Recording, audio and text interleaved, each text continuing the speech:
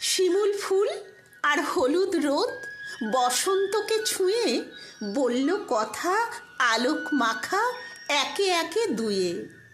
কোন সে আলো মেখেছিল শিমুল মনের ভুঁই, জানত কেবল হলুদ রোদ বসন্ত ছুঁই ছুঁই।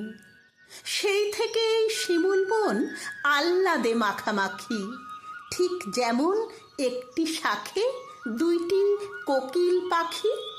শিমুল কখন পাপড়ি মেলে রাঙিয়ে দেবে বন, সেই আনন্দে ভাসত কেবল হলুদ রোদের মন। প্রভাতকালে লুটিয়ে মাথা বলতো শিমুল ছুঁয়ে, তুমি না থাকলে বসন্ত ঋতু সেজে উঠত না ভুঁয়ে। বনের পথে উদাস বাউল গাইতো যখন গান, লাজে রাঙা হতো শিমুল, রোদের হতো মান।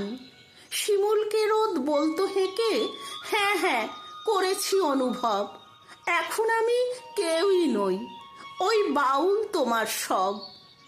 এমন করেই কাটত প্রহর পক্ষ দিনমান, ফাল্গুন ও চৈত্র জুড়ে বসন্ত অভিযান।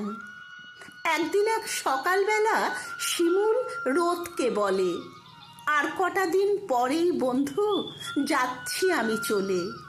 হলুদ রোদ ফুঁপিয়ে ওঠে শিমুলকে বুকে ধরে, আমি কি তোমার কেউ নই বলো সত্যি করে।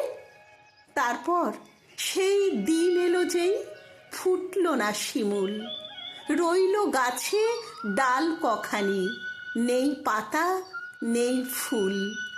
হলুদ রোদ মরিয়া বুকে ছুটল ফাগুন পিছু, বলল বসন্তকে এনে দাও চাইব না আর কিছু।